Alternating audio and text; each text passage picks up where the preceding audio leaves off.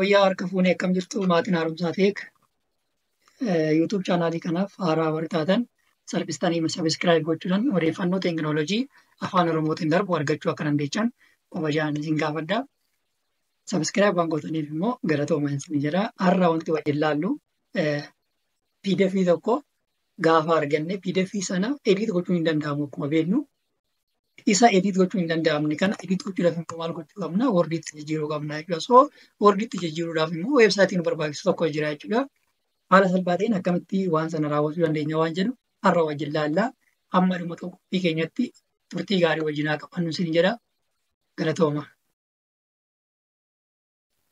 Hayyee biroosarii bilbila keenya erga banneen booda gara sarchi baarii deemnee sarchi baara gubbaa irratti small pdf.com jennee barreessinaa jechuudha. Haala amma argaa jirtan kanaan erga barreessinee sarchi gaafa goonu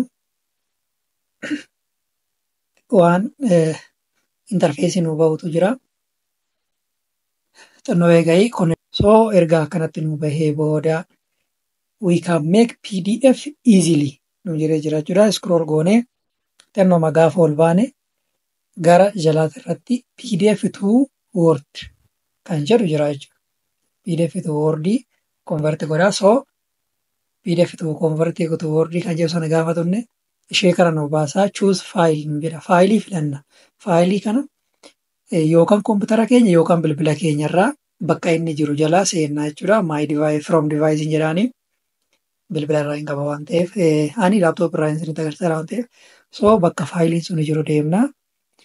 Faayiliin sun deemnee barbaanne kun akkanatti PDF maayikiroo ikoonoomiksi jedha. Akkuma argaa jirtan PDF jedhee jira ijaan argaa jirtu. So PDF kana iskaan nu godhee haala kana fakkaatuun jijjiiratee jira gara Wordiitti.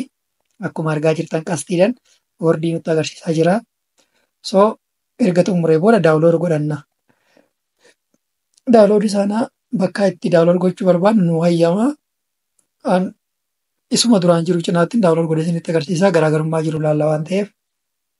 So daawulood godhee amma xumuree jira jechuudha.